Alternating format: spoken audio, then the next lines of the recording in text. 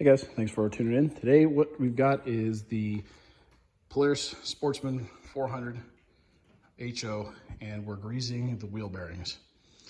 Pretty simple job. I'm going to walk you through it. You're not going to see the process in step-by-step form like normal because I have to hold my phone and do this because I'm at a visiting shop, we'll say. Real simple. There's only one specialty tool that you're going to need, and this is it right here. This is the Jansen Motorsports 35 millimeter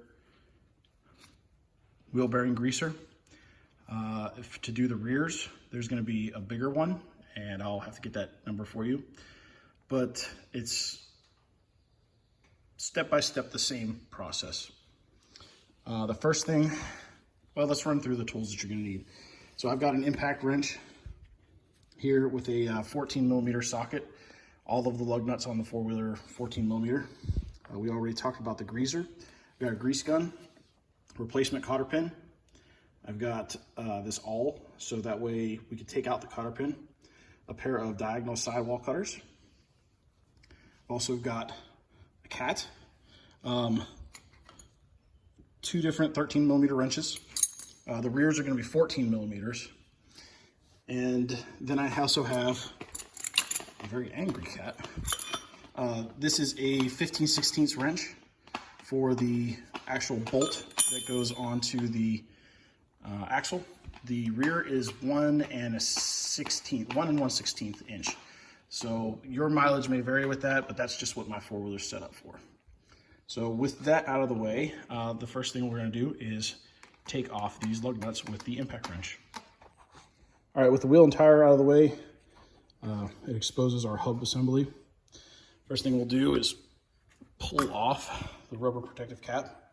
You can see our actual hub nut here. The other thing that we're going to have to deal with is our brake caliper. That's where those two 13 millimeter wrenches come in. There's just two bolts right here on the back side that you're going to have to undo.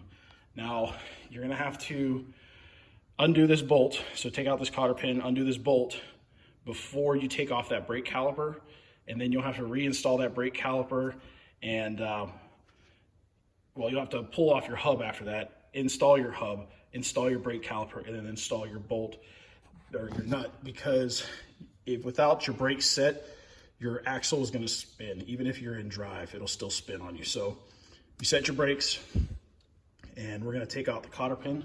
I think I can do that one-handed here. So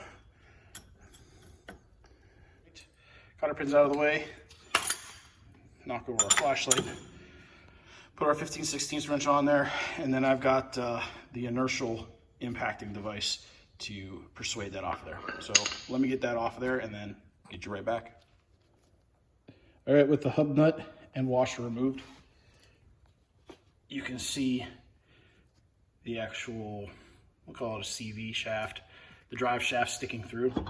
It should be free when you push it in, and it's basically splined inside of this hub, and that's what actually turns your wheel. So the next thing we're going to do, release our brakes and then take off the brake and brake bracket.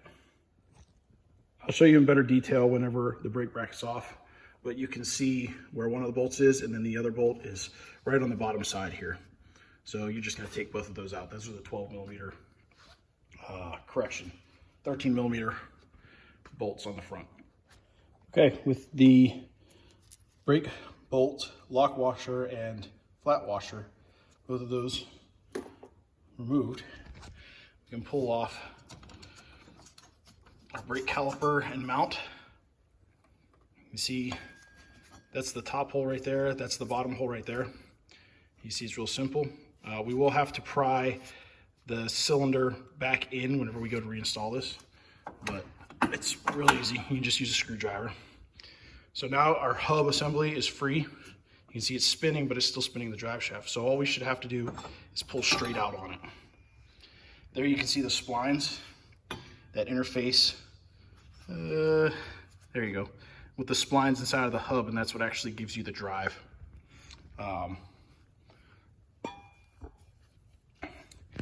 Inside of here, and I'll try to light it up for you, you can see the bearing. Now the bearing has a front side of the bearing and then the back side of the bearing, and to split both of those up, you see that seam. So that seam is what we're actually forcing grease into with our bearing greaser. And the way that does that is that little notch right there. So that's just a passageway from the Zerk fitting there on the end to there, and that's going to actually set on that, that split in the bearing. So we'll take this and we'll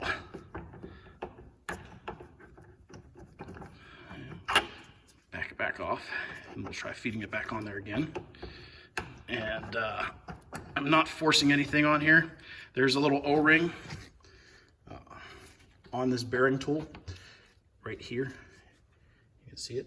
And that's just going to give us a better seal and hold it in. So there's one step that we've made it to. So that O-ring is in that seal, but we want to go past that.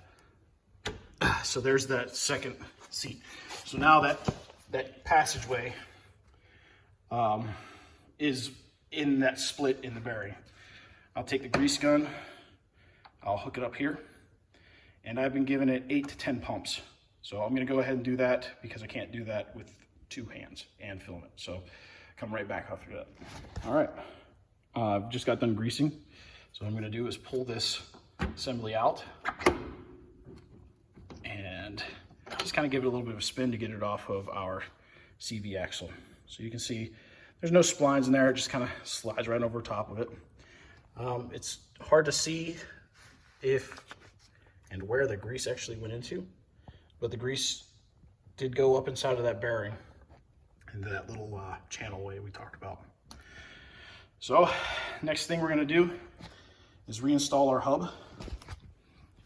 And to do that, we're going to gently slide this on. Now there's a lot of anti-seize over everything, and that's a good thing, but we're not in the business of forcing it on. So what I'm doing, I'm just spinning this hub assembly to get those splines to line up, and then slowly pushing it in. So my splines are lined up, and now I'm lining it up inside that bearing, forcing it in there, just pushing and then wiggling it back and forth. Now one thing you'll have is your drive shaft or your CV axle here is going to push in because there's some give in there for it to pivot up and down.